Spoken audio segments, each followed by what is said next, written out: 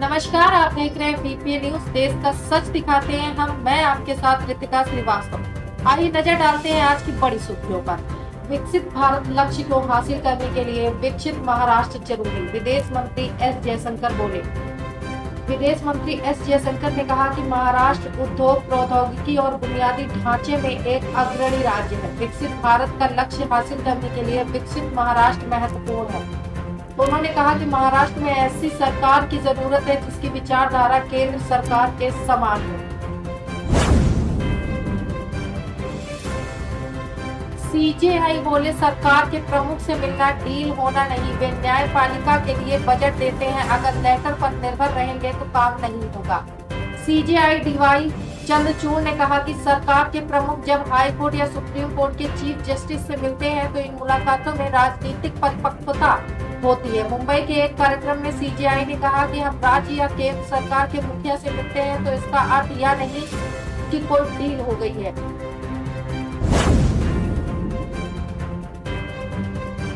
अत्याचार गृह बने थाने, जनता की नहीं सुन रही पुलिस। लखनऊ में कस्टोडियल डेथ पर अखिलेश का बयान। उत्तर प्रदेश की राजधानी लखनऊ में थाने में एक युवक की पिटाई से मौत हो गई। इसका आरोप मृतक के परिजनों की तरफ से लगाया गया है। इस मामले के बाद पुलिस भी सवालों के घेरे में। इसी बीच कस्टोडियल डेथ को लेकर सपा अध्यक्ष अखिलेश यादव का बयान आया है। उन्होंने कहा कि यह मानना चाहिए कि थाने अत्याचार गृह बन गए हैं। थानों में जहां जनता अपनी शिकायत और परेशानी लेकर आती है, पुलिस सुन ही नहीं रही है।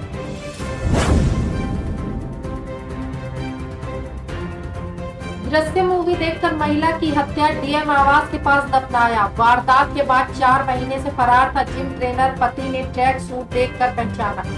कानपुर के डीएम आवास के ठीक बगल में कारोबारी राहुल गुप्ता की पत्नी एकता की लाश दफन मिली। महिला को 4 महीने पहले जिम ट्रेनर ने किडनैप किया था। उसके बाद से उसकी कार में उसकी हत्या कर दी थी। अजय देवगन की फिल्म दृश्यम से आइडिया लेकर शव को हाई सिक्योरिटी वाले डीएम आवास कैंपस में दफना दिया था।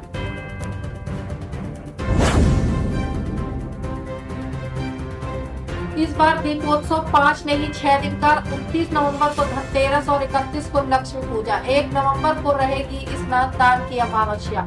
मंगलवार 29 अक्टूबर को धनतेरस के साथ दीपोत्सव शुरू हो रहा है। इस साल दीप पर्व 5 नहीं बल्कि 6 दिन का रहेगा, क्योंकि कार्तिक अमावस्या 31 अक्टूबर और 1 नवंबर को 2 दिन रहेगी। 31 तारीख की रात लक्ष्मी पूजा, 1 नवंबर को स्नान दान की अमावस्या, 2 को गोवर्धन पूजा और 3 को भाई दूज बनेगा।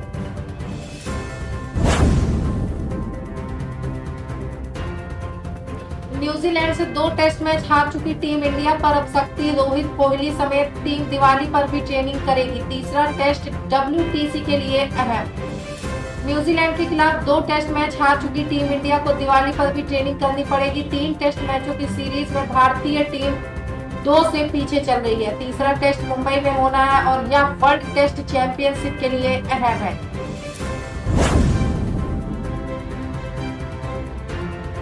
गायक दोसांझ के म्यूजिक कॉन्सर्ट से पहले जयपुर में ईडी की रेड, बड़ी रकम के हेरफेर के मिले सबूत। गायक दिलजीत दोसांझ के 3 नवंबर को जयपुर में होने वाले शो के टिकटों में बड़ी धोखाधड़ी सामने आई है। ईडी ने जयपुर, दिल्ली, चंडीगढ़, मुंबई, बेंगलुरु और पंजाब के 13 स्थानों पर छापेमारी की, जिसमें फर्जी टिकटों के जरिए बड़े पैमाने पर ऑनलाइन लेनदेन का खुलासा हुआ है।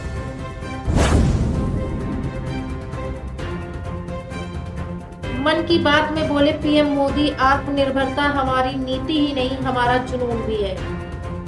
पीएम मोदी मन की बात में इस कार्यक्रम की शुरुआत 3 अक्टूबर 2014 को हुई थी। इसे 22 भारतीय भाषाओं और 29 बोलियों के अलावा 11 विदेशी भाषाओं में भी प्रसारित किया जाता है, जिसमें फ्रेंच, चीनी, इंडोनेशियाई, तिब्बती, बर्मी, बलूची, अरबी, पश्तो, फारसी, दारी और स्वाहिली शामिल है।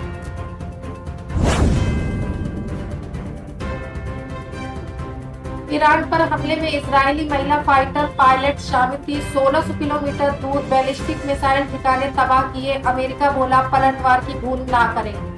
इजरायल ने शनिवार को ईरान के सैन्य ठिकानों पर हमले के ऑपरेशन को अंजाम देने के लिए महिला फाइटर पायलटों को मिशन पर भेजा था। इजरायल डिफेंस फोर्सेज ने तस्वीरें और वीडियो जारी कर ईरान के खिलाफ चलाए ऑपरेशन डेज ऑफ रिपेंटिस यानी पछतावे के दिनों की जानकारी दी। इसमें महिलाएं भी फाइटर जेट्स में सवार होकर ऑपरेशन पर रवाना होते हुए दिखाई दे रही है।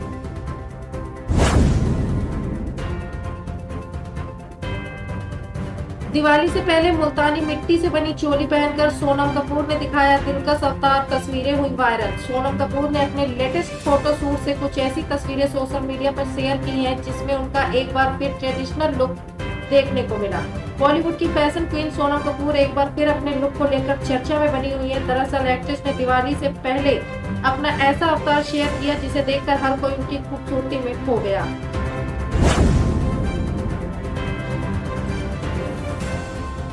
खुद को कस्टम अधिकारी बताकर ठगों ने बिछाया ऐसा जाल, 8 लाख रुपए करवा लिए ट्रांसफर।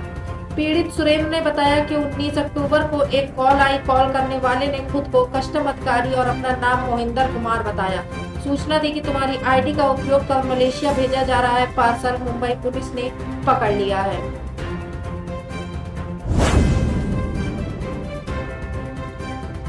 चुनावी मैदान में उतरे स्वरा भास्कर के पति फहाद, शरद पवार की पार्टी से मिला टिकट। बॉलीवुड अभिनेत्री स्वरा भास्कर के पति फहाद अहमद को एनसीपी से महाराष्ट्र के आगामी विधानसभा चुनाव में उम्मीदवार के तौर पर उतारा गया है। अभिनेत्री के पति अणुशक्ति नगर से चुनाव लड़ेंगे। रविवार को एनसीपी नेता और पूर्व राज्य मंत्री जयंत पाटिल ने इसकी घोषणा की है।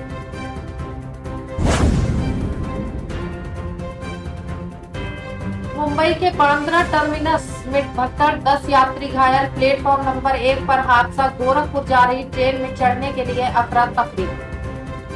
मुंबई के बांद्रा टर्मिनस पर रविवार सुबह मची भगदड़ में 10 यात्री घायल हो गए थे। इनमें से 5 का इलाज चल रहा है।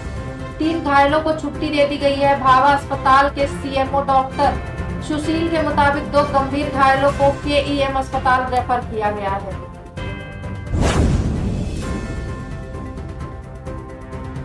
तेजस्वी यादव का बड़ा दांव, शहाबुद्दीन का परिवार। राजद लौटा, ओसामा लड़ेंगे आगामी चुनाव।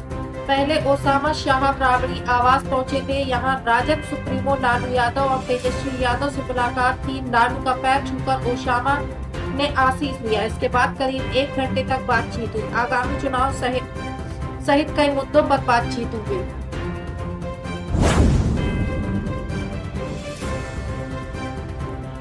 माई के लिए निरहुआ को मिला सर्वश्रेष्ठ अभिनेता का पुरस्कार। दर्शकों से साझा की अपनी खुशी। भोजपुरी के मशहूर अभिनेता दिनेश लाल यादव यानी निरहुआ की खुशी 7वें आसमान पर है। हाल ही में उनकी फिल्म माई को कई पुरस्कार मिले। सर्वश्रेष्ठ अभिनेता और बाकी श्रेणियों में उनकी फिल्म को पुरस्कार मिल रहे हैं।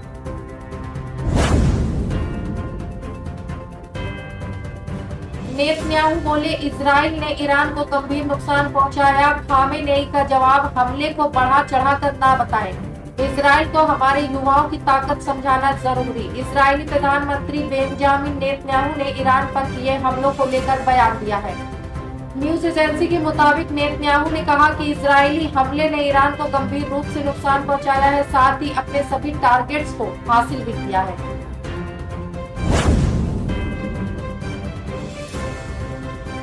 दिया मिर्जा की दिवाली पार्टी में लगा सितारों का मेला। शबाना आजमी ने साझा की तस्वीरें। अभिनेत्री शबाना आजमी ने रविवार को दिया मिर्जा की दिवाली पार्टी में शिरकत की। अभिनेत्री ने पार्टी से अपनी और अन्य अभिनेत्रियों की मनमोहक तस्वीरें साझा की। बॉलीवुड की दिग्गज अभिनेत्री शबाना आजमी ने रविवार को दिया मिर्जा की दिवाली पार्टी में अदिति राव हैदरी, सयानी गुप्ता के साथ एक ग्रुप तस्वीर साझा की।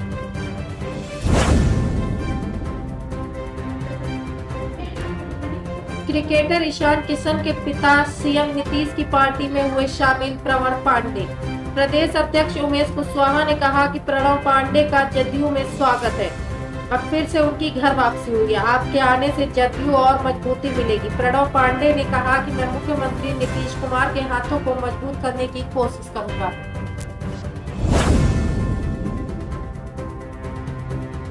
यूपी के करहल के रण में मुलायम और लालू प्रसाद के दामाद अखिलेश यादव के स्वीकारगी के रिश्तेदार उलझ गए पूरे समीकरण। करहल के रण में मुलायम और लालू प्रसाद के दामादों के बीच मुकाबला। सपा से प्रत्याशी पूर्व सांसद तेज प्रताप यादव और भाजपा से अनुजेश यादव मैदान में है। मैनपुरी की करहल विधानसभा सीट पर उपचुनाव हो रहा है। इस विधानसभा सीट का नाम जितना सुलझा हुआ है, यहाँ की सियासी समीकरण उतने ही उलझे हुए हैं। इस बार यहाँ सियासत की जंग में दो राजनीति के दो धुरंधरों के दामाद मैदान में हैं।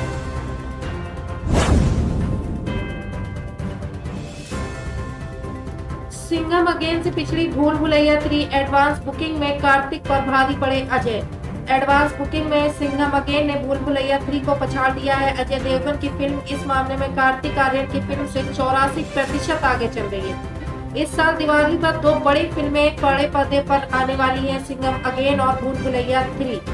दोनों ही फिल्में 1 नवंबर 2024 को रिलीज होंगी। दोनों ही फिल्मों ने काफी चर्चा बटोरी है और प्रशंसक बेसब्री से उनकी रिलीज का इंतजार कर रहे हैं।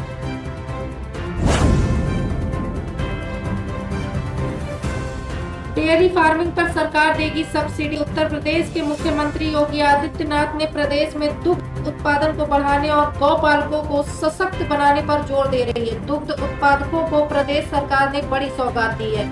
प्रदेश में मिनी नंदनी कृषक समृद्धि योजना लॉन्च कर योजना के तहत प्रदेश के आधुनिक डेयरी इकाइयों की स्थापना की जाएगी। इससे दुग्ध उत्पादन की गुणवत्ता और मात्रा में सुधार होगा। इस योजना पर योगी सरकार 10 से 15 करोड़ रुपए खर्च कर रही है।